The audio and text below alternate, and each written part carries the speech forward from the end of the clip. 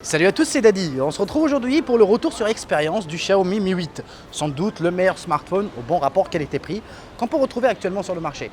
On va voir bien sûr étape par étape tout ce que j'ai bien aimé et ce que j'ai moins aimé. Disons que c'est quelque chose qui va beaucoup se rapprocher de ce qu'on a fait dernièrement pendant la prise en main. Alors bien évidemment, j'aimerais surtout remercier mon partenaire Geekmal qui m'a fourni le smartphone gracieusement en contrepartie de ces vidéos-là. Donc n'hésitez surtout pas d'aller regarder dans la description leur lien si vous souhaitez l'acheter. Alors la boutique elle est italienne, donc je préfère au moins préciser ça.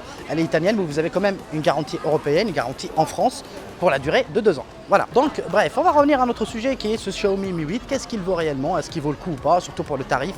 Alors, pour vous le dire honnêtement, ça fait plus ou moins grosso modo une dizaine de jours que je l'utilise et franchement je suis vraiment très surpris par la qualité de ce produit. Mis à part quelques points que malheureusement n'ont pas changé parce que j'ai pas encore eu la mise à jour. J'ai déjà posé la question à Xiaomi France pour au sujet de l'appareil photo comme vous le savez déjà et surtout la partie vidéo. Et bah apparemment le problème reste toujours le même, comme on est toujours sur Mi 8 9.5, et bah il faudra attendre Mi 8 10 pour vraiment donner un avis plutôt objectif sur le plan de l'appareil photo. Mon expérience va vraiment être coupée en deux parties, c'est-à-dire les parties que j'ai bien aimées, les parties que j'ai moins aimées, comme on a fait la première partie. On va commencer par les points négatifs. La dernière fois, on avait commencé par les points positifs. Aujourd'hui, on va changer un peu. Alors, le point négatif, comme j'ai cité, la partie audio, ce n'est pas forcément son point fort pour la simple raison qu'on ne retrouve pas de prise jack 3.5 et aussi que le haut-parleur n'est pas stéréo.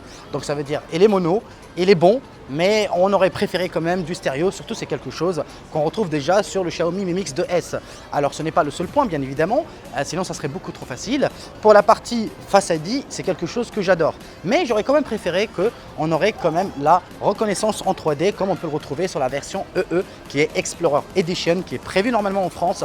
Je ne sais pas pour la date, donc ce n'est pas la peine de m'envoyer les messages, je n'ai aucune idée s'il va sortir en France ou pas, mais vous pouvez bien sûr toujours l'importer une fois qu'il sera déjà disponible, si vous voyez ce que je veux dire. Donc voilà, je trouve que l'absence de la reconnaissance 3D entre guillemets, donc la projection des 30 000 points sur le visage qui manque sur ce smartphone, bah ça me gêne pas autant que ça parce qu'en termes d'utilisation et de sécurité, si vous avez les yeux fermés, ça se déverrouille pas et en plus de ça, peu importe l'angle de vision, ça marche à merveille. En basse lumière, ça marche à merveille. Donc voilà, j'ai pas trouvé vraiment de défaut. Ah ben mis à part ce point que je trouve un peu dommage, qu'ils auraient quand même pu se permettre de mettre sur ce smartphone. Bon, mis à part ça, le lecteur d'empreintes digitales marche à merveille, c'est le plus rapide que j'ai testé en compagnie du OnePlus 6 parce que oui, aujourd'hui, je le compare aussi au OnePlus 6 et c'est les deux les plus rapides, voilà, c'est quasiment 0,2 millième de seconde ou 0,4, je me rappelle même pas. Bref, c'est ultra rapide. Franchement, sur ce plan, vous ne serez pas déçus. Alors, on va parler de l'écran. 6,2 pouces Full HD+. Franchement, il est juste magnifique.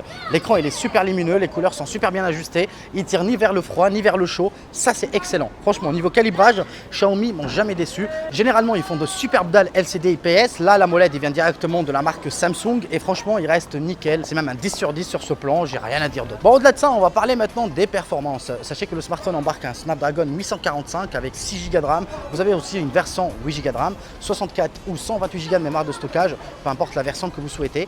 Bref, donc sur ce plan, vous avez du choix, il n'y a pas de souci. Mais vous n'avez pas la possibilité de rajouter ou d'étendre le stockage via une carte micro SD.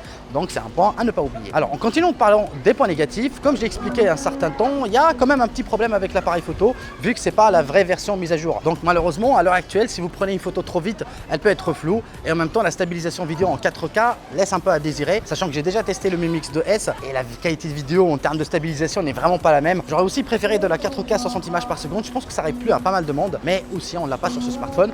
Mis à part ça, vous avez quand même de la Full HD 240 images par seconde pour des ralentis de très bonne qualité. Pour revenir aux performances, le smartphone, j'ai pas réussi à le mettre à genoux, peu importe l'utilisation que j'ai.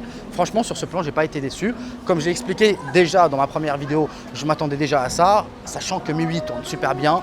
Le Snapdragon 845, c'est ce qu'on a de mieux à l'heure actuelle en compagnie de la Fusion A11 qu'on peut retrouver chez Apple ou encore le Exynos 9810 qu'on peut retrouver chez Samsung. On n'a pas mieux, voilà. Donc Xiaomi a vraiment mis le paquet dessus et je pense que vous serez vraiment pas déçus par la qualité de ce smartphone, en tout cas en termes de performance. Bon, ce n'est pas forcément le cas pour l'appareil photo, comme j'ai cité déjà dans ma dernière vidéo. Je pense qu'il y a vraiment beaucoup de traitements à faire encore en post-prod, en tout cas pour la part de Xiaomi, et c'est quelque chose qu'on va avoir directement avec Mi 8 10, voilà, normalement, sachant que le smartphone a quand même une note de 105 sur DxOMark. Bon, ce n'est pas du tout une valeur sûre, je vous le dis directement, mais ça reste tout de même une note très honorable qui nous donne déjà l'eau à la bouche et j'aurais quand même souhaité avoir un appareil photo de bien meilleure qualité, sachant que la version que j'ai est la version chinoise. encore une fois avec MIUI 9.5, donc ce n'est pas la version finale. Alors c'est pour cette raison qu'on retrouve beaucoup trop de grains dans les photos pour donner une impression de détail. Et en même temps, le côté que j'aime pas trop, c'est que pendant les photos qui sont en mode portrait, il y a un lissage qui est beaucoup trop prononcé et on n'a aucune chance de le supprimer, ce que je trouve vachement dommage. Bref, j'en suis sûr et certain que la version qui sera commercialisée à l'échelle internationale, je pense qu'elle n'aura pas forcément ce souci. Bon, tout en parlant de l'expérience utilisateur, c'est ce que je trouve qui a le mieux sur ce smartphone. Vous avez MIUI. MIUI, c'est une surcouche qui est vachement complète. Bon, certains vont dire surcouche, d'autres vont me dire non, mais bref, ça reste la surcouche la plus complète. Je reste toujours dans les termes un peu qu'on comprend tous, et pour être honnête avec vous, je pense que c'est la mieux qu'on peut avoir actuellement. Ça reste très intuitif, très simple d'utilisation, elle est très inspirée d'iOS, donc ce qui devrait vraiment simplifier la vie de beaucoup d'utilisateurs qui sont chez Apple, et même pour les personnes qui sont chez Android, qui souhaitent vraiment une utilisation beaucoup trop simple. Franchement, sur ce plan, il n'y a rien à dire. En même temps, il faut savoir que le store de Mi, il est extrêmement bien fourni. Honnêtement, je pense que MIUI va vraiment plaire à la majorité des utilisateurs Android, parce qu'elle propose le mariage parfait entre iOS et Android. Ça veut dire la simplicité d'iOS et aussi l'ouverture d'Android. Bon, bien évidemment, sachez que l'autonomie sur ce smartphone, elle est plus ou moins excellente. C'est-à-dire que vous avez un smartphone qui va tenir largement une journée et demie. La recharge, elle est super rapide, comme j'ai cité dernièrement, même si on a le manque, malheureusement, de la recharge sans fil, qui aurait fait énormément plaisir aux utilisateurs qui ont déjà un dock, par exemple. Bon bref, je pense avoir fait le tour de ce smartphone. J'espère rien avoir oublié, voilà. Donc j'ai été assez honnête avec vous. Le smartphone, il est excellent tout de même, hein. J'ai pas été déçu, voilà. Le Face ID marche super bien. Lecteur d'empreinte digitale de feu, le design, il est bien fini. L'écran, il est magnifique. En termes de performance, il est top. C'est juste la partie son qui dérange un peu, même si vous avez le Bluetooth 5.0, donc ça va. Mais j'aurais quand même préféré en moi la prise jack 3.5, ou sinon surtout un haut-parleur stéréo qui aurait fait vraiment plaisir à tout le monde. Bref, c'était tout pour aujourd'hui. J'espère que cette vidéo vous aura bien plu. Alors n'hésitez surtout pas de liker, de partager et d'aller regarder bien sûr dans la description le lien de Geekmal. Voilà, on ne sait jamais si vous souhaitez le précommander ou l'acheter. Apparemment, il est déjà en précommande chez eux ou déjà en boutique. Alors n'hésitez surtout pas et je vous dis à très vite pour une nouvelle vidéo. Allez, adios.